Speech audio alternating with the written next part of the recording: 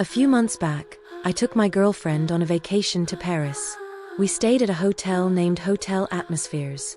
My profession permits me to work remotely from my laptop on my own schedule, so at times over our few days there, I would sit in a hotel lounge near the Wi-Fi area to complete my tasks. My phone started ringing. My girlfriend called me. As I answered the phone, I went to the adjoining room where the coffee was and poured myself a cup. My fiancé called me from the room to discuss the day's plans. When I returned to the lounge area where I had left my laptop, I felt nauseous since it was no longer there. I walked straight to the front desk and asked whether she had seen anyone depart the lounge area with a laptop. She apologized and claimed she had not seen anyone. I asked her to check the cameras, to which she replied that there were none in the lounge area and that she had no control over the material the cameras captured. She'd have to contact her manager, who wasn't working that day.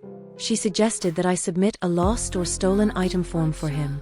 I was quite disgusted with the service and planned to speak with the management the next day. I had no choice but to return to our room and aggressively vent to my fiancé. We couldn't do anything, so she told me to relax and enjoy my paid vacation. As outraged as I was, I had to admit she had a point. We both switched off notifications on our phones to avoid distractions, as we always do while on vacation. Then we ventured out to explore the city, went bar hopping, and returned to our hotel late that night. I didn't open my phone to check for new emails and texts until we were finally in bed, as I couldn't do so on my lap. When I was looking through my inbox, I noticed that every single email I had gotten that day had been opened. This contained emails from work and a few relatives. I began to panic because I realized how much sensitive information I had on not only my email account but also my entire computer, which was signed in when I left it. I had all of my personal information saved on that computer, including my home address, phone numbers, personal photos, passwords, credit card information, and bank account details.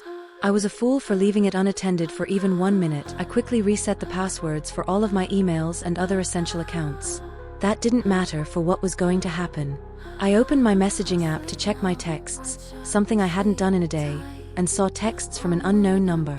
It was a collection of pictures saved on my computer.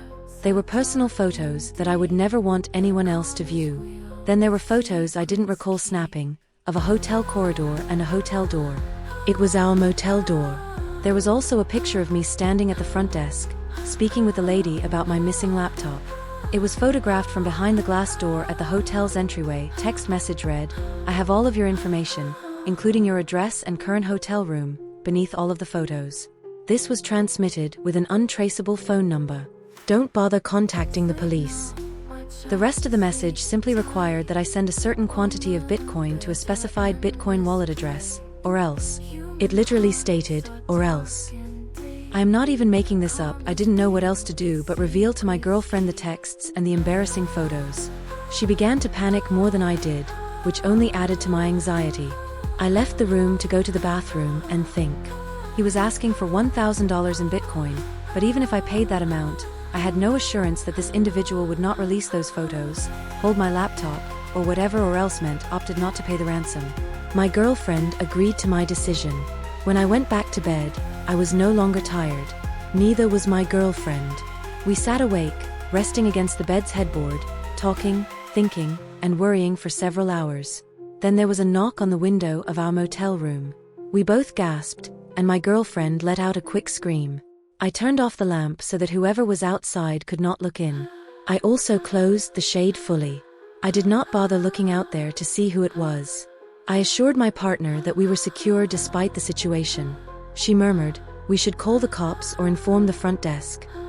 I assured her that we would do so if the issue persisted and then gave her the go-ahead to go to bed. In the meantime, I stood in the center of the room, watching her closely and gazing out the window. I received a text. I looked at my phone, which said, "I'm peeking into your room right now. I'm not playing games." Then there came another knock on the window.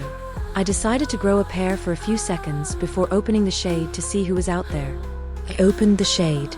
Someone was looking in through the glass, but I couldn't recognize them. My girlfriend shrieked. I said shoo as I pulled it back shut. We collected our belongings and proceeded to the front desk, informing the lady of the issue and seeking another room on one of the upper floors. She claimed she'd notify the authorities and handed us a room card for another room on the 3rd floor. We spent the rest of the night sleeping close together. Well, I did not sleep. I stayed awake all night, waiting for a knock on the door. When the manager arrived in the morning, she reviewed the previous night's film. Naturally, as soon as I stepped out of the lounge to get coffee, a man wearing a baseball cap that covered 90% of his face entered and took my laptop. Only one camera captured the man in the act. She stated that she will turn over all video footage of that man to the authorities. We were out of there. I blocked the number from which I was receiving texts. I had to accept a price, but I didn't want to think about it any longer. I had no control over where those photos would end up or who would have my address. I cancelled my credit cards and changed my passwords. There was little else I could do. However, what truly pushed me to share this incident with the internet was the fact that I received a letter in the mail 3 days ago that did not include the return address. It was addressed to me, and it was a brief to the point note that said, "I hope you have not forgotten. I still have all of your information." It was a horrible reminder that someone out there with malicious intentions has not just my address, but also my photographs, phone number, and full name. I've been keeping a close watch over the past few nights. If anything changes, I will keep you updated. Music. A few months ago, Ashley, my dear friend, misplaced her phone due to her best friend's negligence. So she called me on her sister's phone when she noticed that whoever had her phone was reading her messages but not replying. I virtually chastised her for not having a password for her phone. I suggested using Find My iPhone, but she didn't have it activated for some reason. After our meeting, I made the decision to send her a text message. I texted, "Please return my friend's lost phone." In a matter of seconds, my text indicated that the recipient had read it, but they had not responded, so, a minute later, I sent a more aggressive follow-up message. I replied, "We can see you're reading our messages. If you do not react, we will brick and trace your phone, rendering it unusable for you. Please return it right now." The person read it immediately and remarked, "Good luck." This infuriated me. I attempted to react, but the guy had evidently turned off the phone. There was nothing we could do now. She had Find My iPhone turned off, so we couldn't even report it as lost. I attempted to make her feel better by taking her out to supper. When we returned to her house, the light upstairs was turned on, and the garage door was open. "Are your parents home?" I asked her.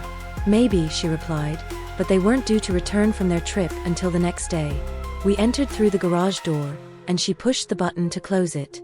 We moved from the den to the living room, and she yelled out for her parents. One of the upper doors closes. We saw and heard it. The property layout allows some upstairs doors to be seen from the living room. However, the door was not shut firmly. It closed quietly and softly. Ashley stared at me, and I could see worry in her countenance. I told her to wait there. "I'll walk upstairs to check." I carefully ascended the stairs, navigated the narrow hallway, reached the door, glanced down at Ashley again, and opened it. The room was dark. I was searching the room for the light switch, but I couldn't find it. So I asked Ashley, "Where's the light switch?" She yelled, "Oh my God." She claimed to have her address and phone number, and that it was all a prank, but it wasn't humorous.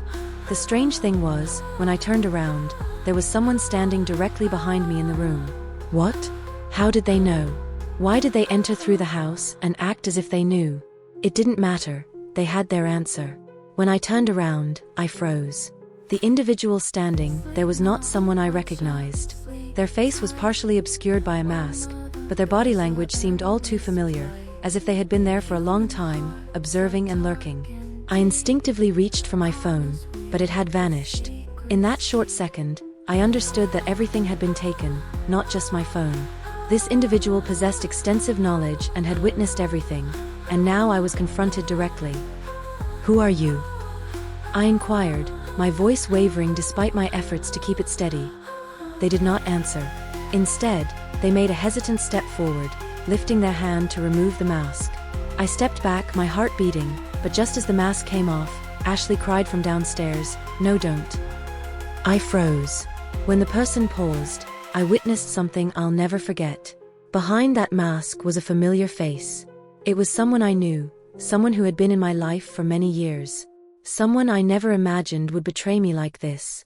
My blood raced cold as I understood how horrific the situation was.